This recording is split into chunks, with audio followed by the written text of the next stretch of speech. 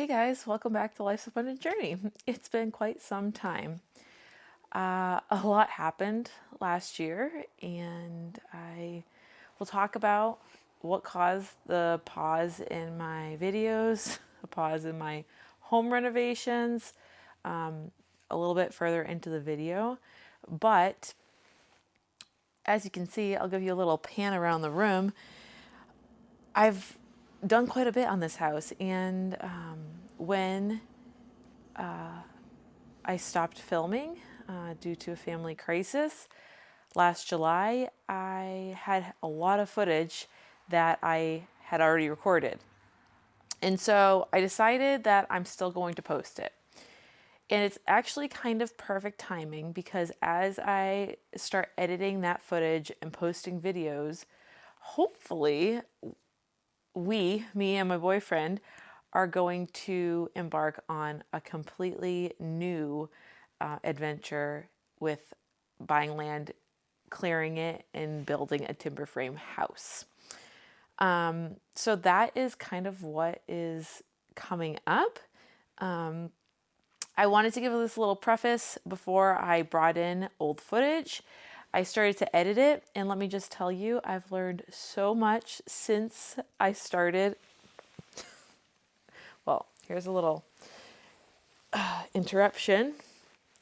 We also got two cats. About 2 weeks ago for my stepson's birthday, brother and sister. One's fluffy, one's not, and the non-fluffy one is very small. I'll put in some pictures here. I think last night we decided on some names. A few have been going around, but I think we settled on Coco for the girl, and what is your name? I forget what your name is. Coco and something else black. Shadow. Shadow for the boy and Coco for the girl. Can you hear them? I have this on the side of my couch, which is very helpful. So, when I've been looking back on over the footage that I'm going to be sharing with you, and I think I'm doing a voiceover over quite a bit of the footage just to kind of keep it interesting because it's not the best footage, but I've captured it and I want to share the transformation, but I've learned quite a bit. Some of the things that I did and the way that I went about it is different than how I would do it now, a year and a half later. So it shows progress and, learning and all those things. So you got to start somewhere, and I'm going to continue to learn because this is a house this house was prefab and not a very expensive prefab. So a lot of the materials were very poor. And then the person that lived in it before was getting older in age, and the means of how they were repairing things were not helpful, at least for me to undo them. So that's what's going on. I'll stop back in later in the video to explain what's going on in my life. But here's some of the footage. See you guys in a bit.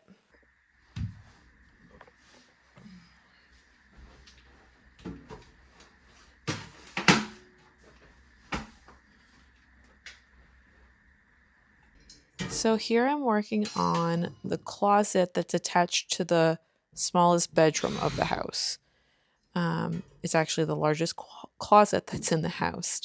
And I'm using it for a craft room / office / kids playroom because my stepson Abel does most of the crafting in this room, basically because I don't have a lot of time to craft these days. But I'm not sure what the previous owner used this room for. I think they also used it as an office.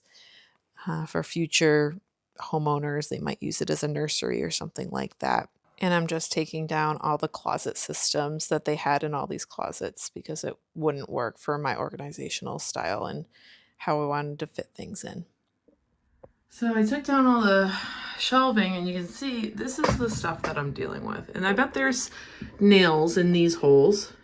I wouldn't doubt it based on the other with other closets, but these are like, which I like the stars. They don't bounce. They're easier to get out, but look how inset those are.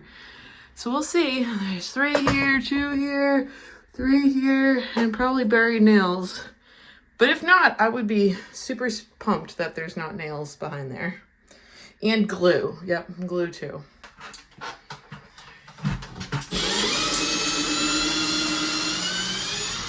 I'm gonna save those though.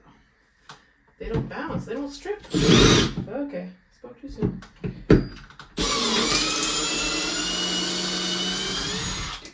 Fancy. Beautiful. Oh my God! A miracle happened. Oh, I'm so elated. All right, lots of holes, but no glue, didn't have to rip down anything. And I will show you how to deal with all of these holes. It's a closet, so I don't care so much, but this whole house is dealing with caulking issues in the corners and cracking. So we're gonna deal with that the best that we can. We're looking for good, not perfect. So up until I started editing this video and doing this voiceover, I thought that I had completely done the corners of this house wrong because I decided to just caulk them to cover up all the cracking. And I don't think I really researched it. I just kind of started doing it. As I did it was not a clean system. It was kind of a mess. But I thought this was just like doing it my own way, just so I didn't have to cut out the corners and put in corner bead. And they make paper corners, they make metal corners, they make like kind of a hybrid with plastic that's flexible. And that's the right way to do it once I got into drywalling more. But come to find out when I Googled it, that is a means that some people use to fix corners is caulking, and it's not necessarily wrong. So, fun fact. All right, so I met the neighbors. I checked that off my list. It was like, I don't like doing like socializing with people that I don't know, so I've been putting it off kind of. And I'm glad that I met them. They're wonderful, and hopefully down the line I get to spend some more time with them. They're just an old retired couple, but really young at heart. So next step in here is to depress all of these holes, because if you fill these with spackle or with the sheetrock compound that I have, it will dry and it will like divot out. So I'm going to take my like 5-in-1 tool here and use the end of it to make a deeper like divot, and then I will be putting the compound over that. So first I got to take all the holes and make them bigger. I do just want to give a shout out to Jeff over at Home Renovision. I send everybody his way that's like looking for how to fix something on their home. I've probably watched hundreds of his videos. I've learned so much from him, and I trust what he says. His explanations are so simple and easy to understand, and I joke that he's my YouTube boyfriend. I'm just going around depressing all of the holes so that the mud or the joint compound, whatever you want to call it, will fill the cavity, and that's what Jeff taught me to do. So I got a ways to go, but you can see that it turns it a color a little bit just from pressing it in. And these might be too big. You can see there's a anchor in there. I depressed some areas that looked like they had been filled before, but were not quite flat. Let's see if I can find you some other areas.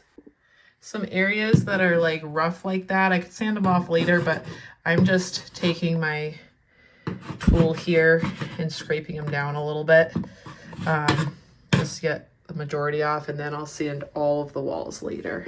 Here's an example of something that like is not a nail hole or a screw hole, but it's divoted in like it was already like somebody tried to fill it. So I'm just making a crater there so that I can really fill it in.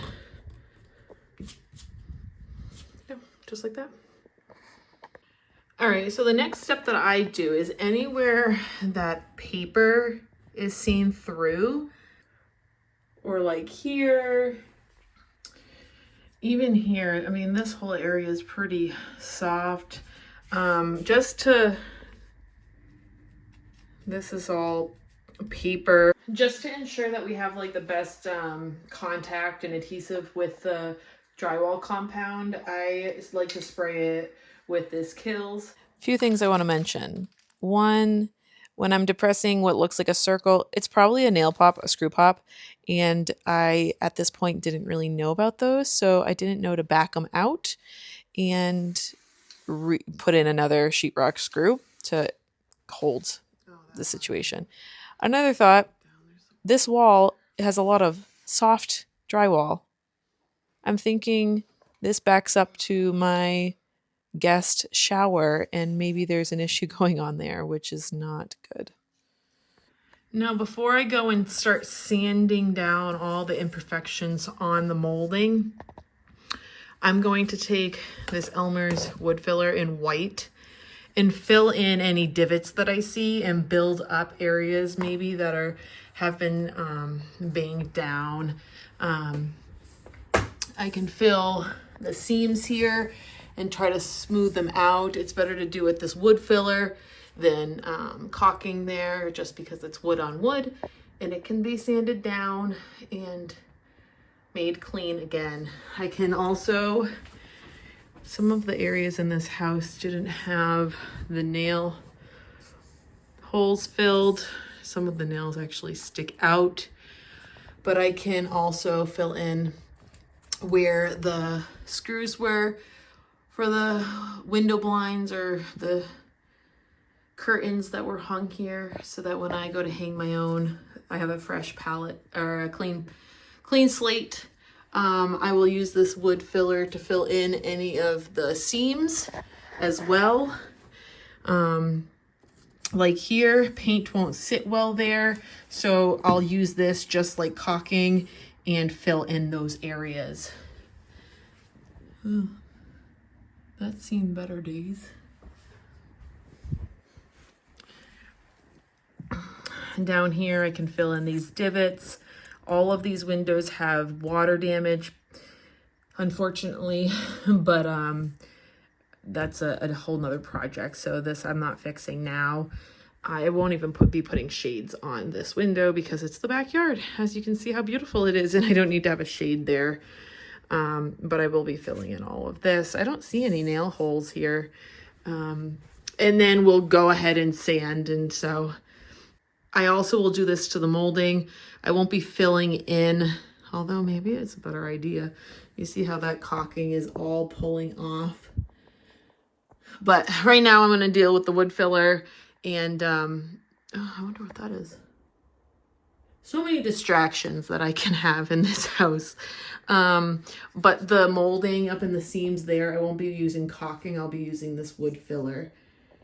And yeah, so let's get to it. Another correction. I think I was saying here that I might consider using wood filler along the molding. Caulking should be used between wood and drywall for shifting. So definitely not wood filler there. Although I will say I did a lot of research on what type of caulking to use. I used Dynaflex 230. I watched some videos and that was the one that had the best reviews for stretch, and it has since cracked some, so I'm not sure. I might use a different caulk in the future. I think Big Stretch is another type from another brand. Another thing that I've learned is that filling large divots, like in molding, like huge gouge that's missing wood, I tried using wood filler and it was hard to build up large amounts. I might use Bondo in the future. That's more of a moldable putty, although in the review of The Funny Carpenter, he said wood filler did better. So I'm not sure. I watch more furniture refinishing videos these days, and they use Bondo a lot. So that's something that I might try in the future. So the best way that I can easily make this look better, I'm taking a putty knife before I wood fill this crack there, and just gonna slide it around there to take this chipped paint, because painting over chip paint isn't gonna look so good. So I'm just gonna smooth that out a bit, and then I'll wood fill in that crack there.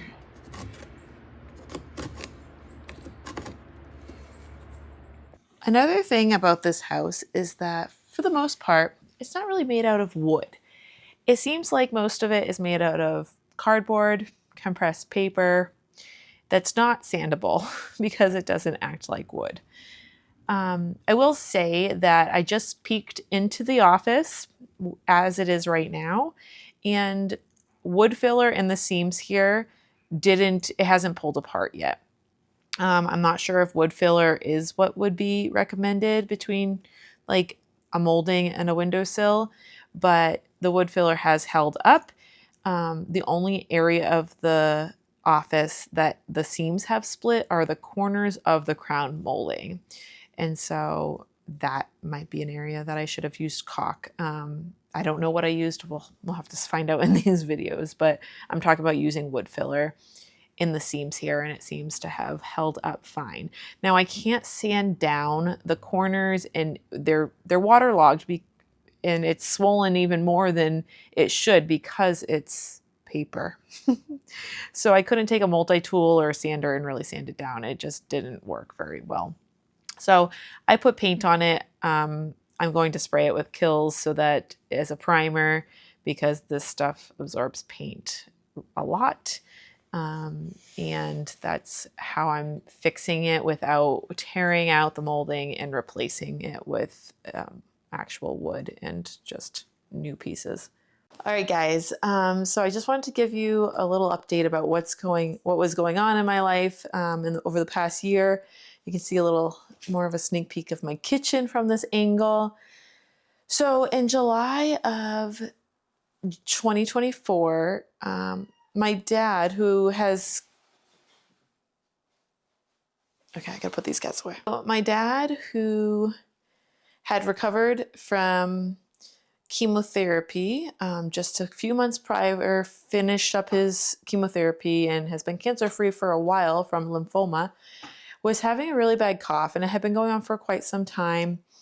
And they just thought as his chemotherapy went away that he would get better as far as his cough is concerned. But he started to be very, very tired all the time. And come to find out, after I brought him to the hospital, he had a rare form of a tick virus called Powassan virus. And it took him from being on my roof a year ago from today and demoing my kitchen to not being able to speak, not being able to walk, barely be able to move his eyes. And he's come a long way from there, but he's a far cry from where he was originally. He still cannot walk. His speech is very poor, and he needs a lot of assistance. And so it was devastating for me and my family, and took an emotional, physical, mental toll on all of us. And so me and my sister's life kind of went on pause, and still continues to have a lot of involvement in my dad's care and medical needs. And so everything, including my house, obviously went on pause. I am so grateful that the last time my dad was working with me at the house, which was probably 2 to 3 weeks before he went to the hospital and then continued to decline severely, he helped me install, or when he comes over, he would run the show and I would help him. But we installed melamine countertops, like plywood, but like with the slick surface, the white surface. And I am so grateful because I did not order countertops, and I was with those countertops for over 6 months. And it definitely helped me get by. And we would have had to do something. Can you hear that cat crying? Oh my goodness. He misses his sister. It's like having toddlers in the house.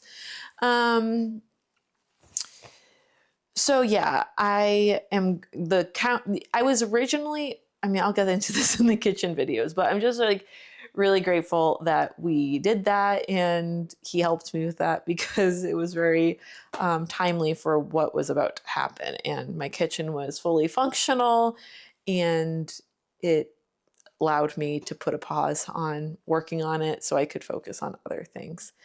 I think, I don't know if I said at the beginning, I did.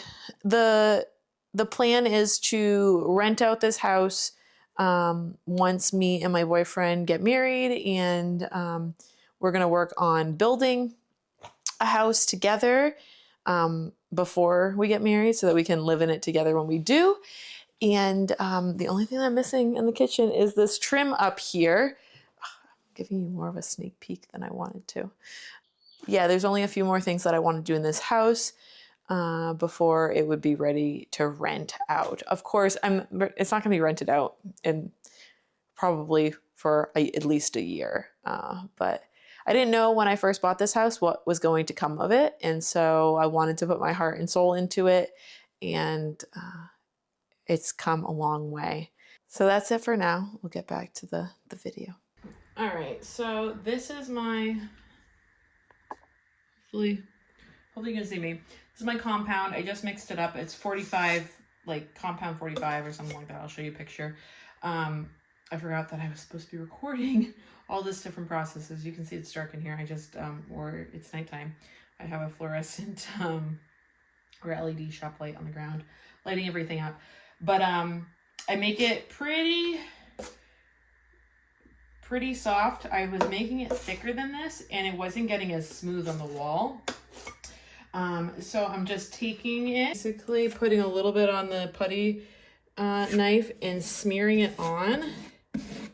You really only have to do it once, but I like to make sure that I go in there. And then basically at a perpendicular angle, you scrape it off. And that's it. You shouldn't have to sand it too much because of that. Sometimes I feel like it doesn't get in there good. I try to really push it in. I am no professional. I am simply a girl that's figuring out how to do it. So, put some of my putty enough, push it in good. Probably should be holding it like this. And then scraping it off at a 45 degree angle? 90 degree angle. I'm exhausted. I'm trying to get some stuff done here because, you know, the days don't go. I got a nail hole here that I didn't depress, but I'm just going to push this in there anyway because I'm exhausted. And the walls turn out pretty good. So I've learned 2 techniques. Really, the best way is just to do 2 layers. You let it dry and then you do another coat and you scrape it off and it should be pretty flat and seamless with no sanding required. You can try to overfill them and then sand, but you're probably going to have some pockets of air in there. This project has not been consistent through the days. It's like 2 days later now, but I want to show you the next step. So I did the wood filler. I showed you that. I did the wall compound or the sheetrock compound last night. It's actually now dry and it's nice and smooth. I'm going to be sanding the walls in entirety with a radial sander, so I don't have to worry about all these spots. What I really worry about as far as bumps on the wall is like anything that's like super, I'll show you that when I find them. But it's like when they're raised, I want to work them down a little bit. And I love this little thing. It's interchangeable little Velcro sanding strips there. So for example, I filled wood filler there and I'm just going along. Oh, let's zoom out a little bit. I'm just going along the groove there and really sanding this flat. Now the raw wood areas soak up a lot of paint, so you can prime those if you want. I might try to spray some Kills on it because these raised areas really show through when you repaint if you don't get them flat. So the tip is to really, this is the high grit, so it's going to wear out it's going to get rid of volume quickly.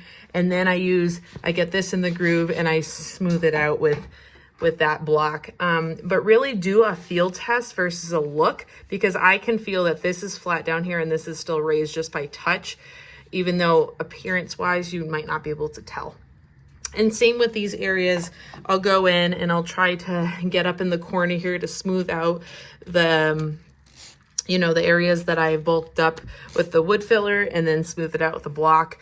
If there are areas like this that are going to be completely flat, I've been using this multi-tool to really just smush it in and make it, get rid of any excess there and kind of get the area square that way. All right, so like square areas, I'm just gonna sand like that. And then areas like this, where they have had buildup from paint, actually that's a nail, so that I can't. And I've tried hammering in the nails. I found that it's not worth it. So, but this paint area, just take my high grit and I'm just gonna sand that down. It's nice and flat now, and then I'll smooth it out like that. And so that's what I'm doing. I'm not looking for perfect. I found that getting it decently good and taking the amount of time for that versus the amount of time it would take to make it perfect is where I draw my line. So this is nice and smooth now. It's good enough. It's not, again, it's not perfect, but I don't want to spend the amount of time to get it perfect. And it looks a mess now, but it's gonna paint up beautifully. I kept getting confused about the different sandpaper numbers because the low grit sandpaper doesn't feel, it feels more gritty than the higher number, which is actually high grit. So I'm using a low grit sandpaper here that removes material more abrasively, more aggressively.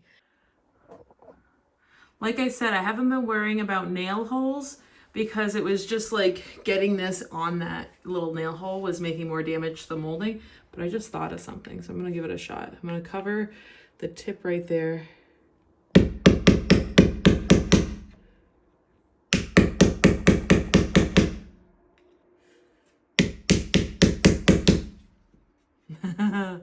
It worked. So in the future, I learned there are actually tools called nail sets or nail punches. And I've even used like a square bit screwdriver in the future. But this worked. If the nails were done not in the creases of the molding, then they would have been easier to deal with. And that's something that I learned in the future as well. I'm using gloves here. I use like rubber gloves a lot in this process. My hands are naturally dry, especially in the winter.